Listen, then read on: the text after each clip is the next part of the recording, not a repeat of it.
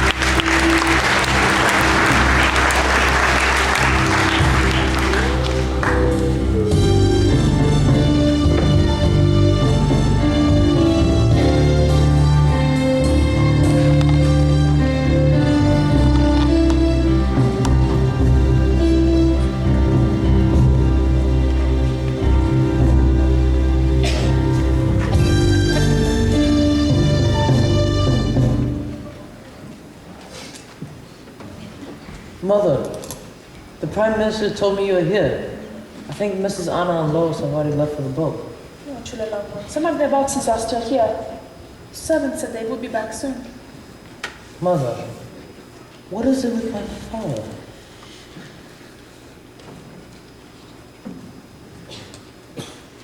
It is his heart. Also, for some time now, he does not seem to want to live. Mother, I am frightened. I am frightened because I love my father. And if my father shall die, I shall become king.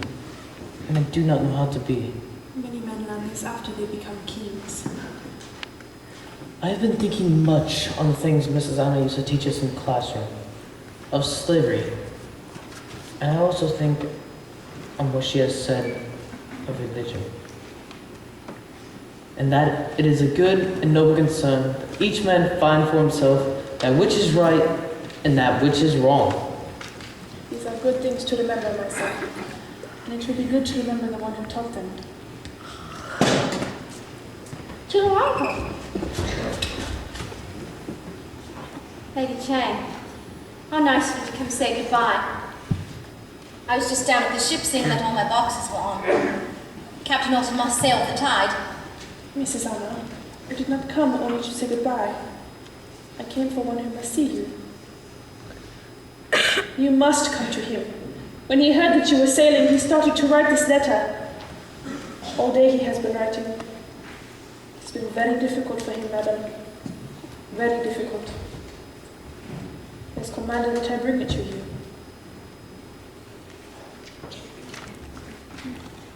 Please read to all of us. I would like to hear what my father has said.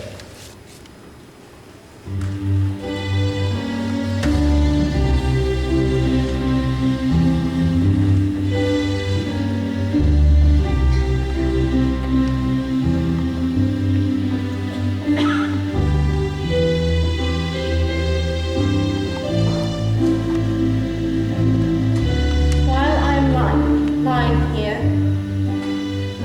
I think perhaps I die.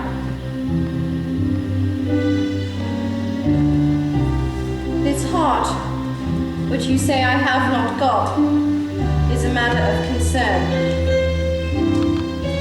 It occurs to me that there shall be nothing wrong that men shall die, for all that shall matter is that he shall have tried his utmost best. But I do not wish to die without saying his gratitude, etc., etc., etc. I think it strange that a woman has been most earnest help of all. But you must remember, Mrs. Anna, you've been a very difficult woman. Much more difficult in generality.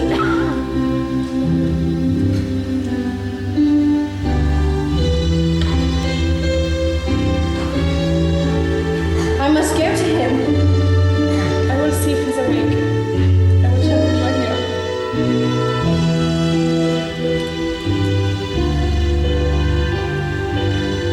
Mother, I thought you and he were angry with each other.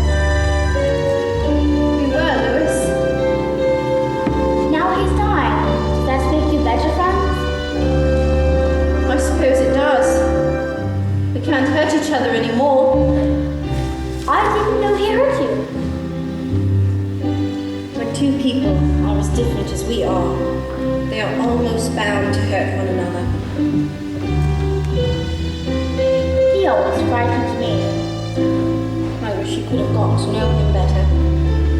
You two could have been great friends. In some ways, he was just as young as you. Was he as good a king as he could have been? Lewis, I don't think any man's ever been as good a king as he could have been.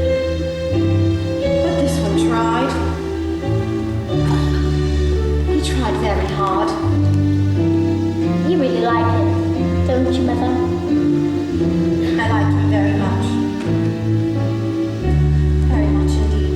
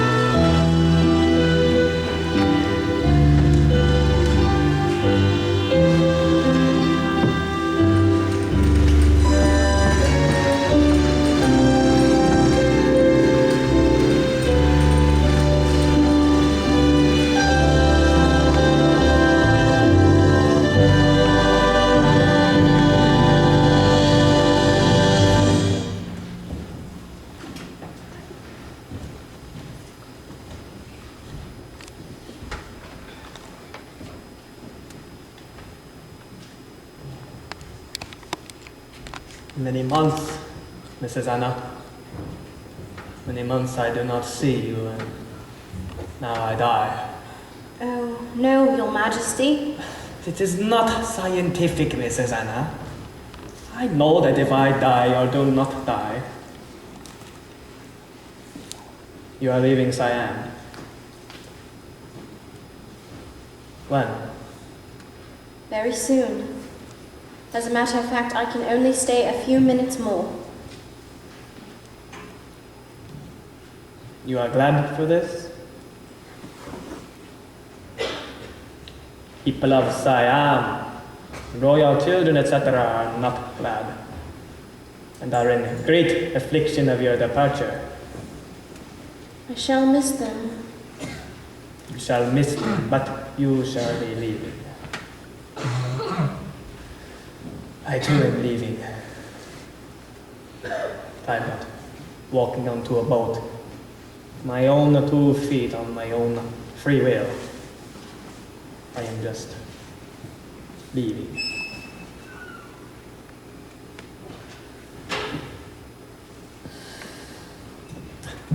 Why is your head above mine?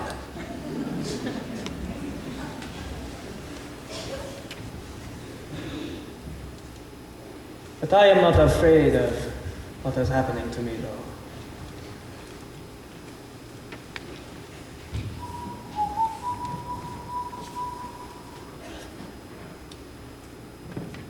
You teach Chula Longhorn. Chula Longhorn teach me. Make believe you brave is a good idea. Always. You are brave, Your Majesty. You are very brave. I have something that belongs to you.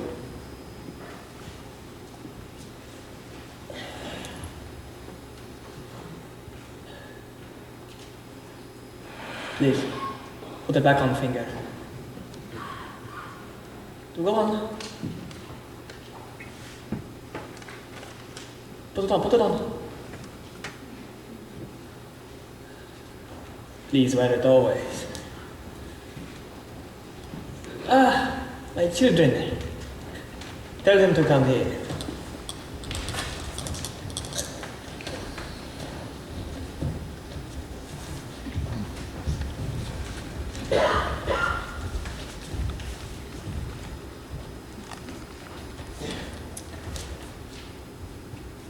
Good evening, my children.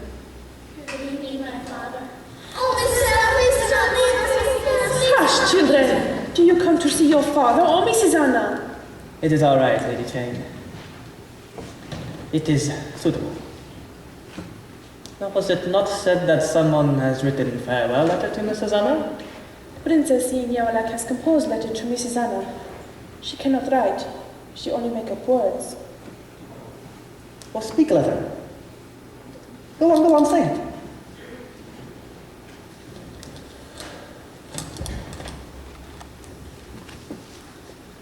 Dear friend and teacher, my goodness gracious, do not go away. We are in great need of you. We are like one blind. Do not let us fall down in darkness. Continue good and sincere concern for us, and lead us in right way. Your loving pupil, Princess Yawalak. Hush, children. When you are afraid, you make believe you brave. You show them how you do. You teach them. Let it be the last thing you teach.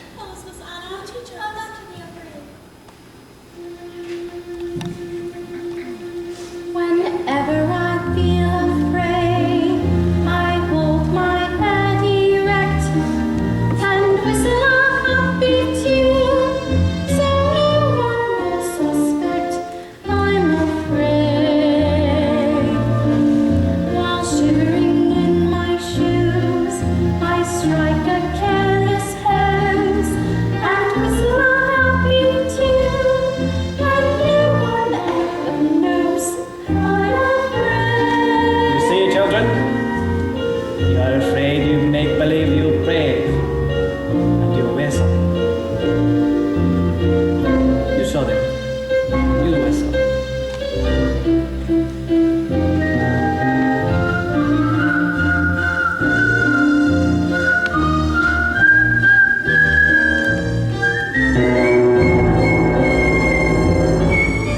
Mother, it's the boat. It's time.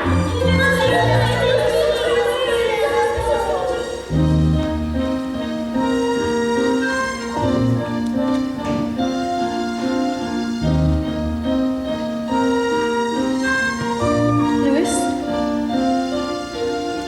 go down to the ship and tell Captain Alton to take all of our boxes off. We'll put them back into our house. Silence! No reason for doing of this demonstration for a school teacher realizing her duty. For which I pay her exorbitant monthly salary, £25.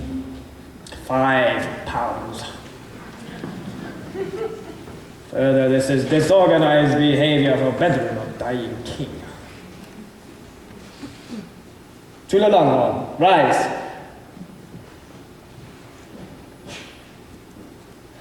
Mrs. Anna, you take notes.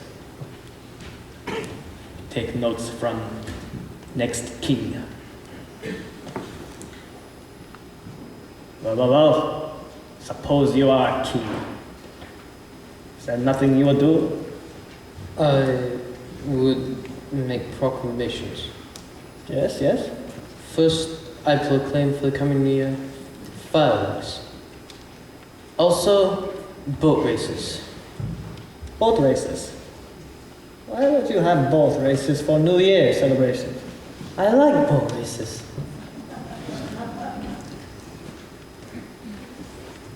And Father, I would like to make second proclamation. Well, go on. What is second proclamation? Make it. Regarding of custom to bound king in fashion of lowly toad, I do not believe this is a good thing, causing embarrassing fatigue of body, degrading experience of soul, etc., etc., etc. This is a bad thing, I believe.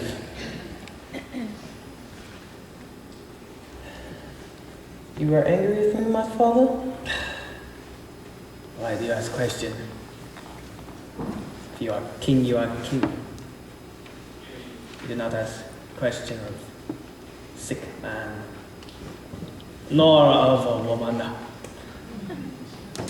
This proclamation against bowing, I believe, to be your fault. I hope so. I do hope so. Up! Rise up! Up. 2 lines like soldiers. It has been said that there shall be no bowing or showing respect of king. It has been said by one who has been trained for royal government. No bowing like toad, no crouching, no crawling. This, however, does not mean that you do not show respect for the king. You will stand with shoulders square back, chin high, like this. You will bow to me, gentlemen, in this way, only bending the waist.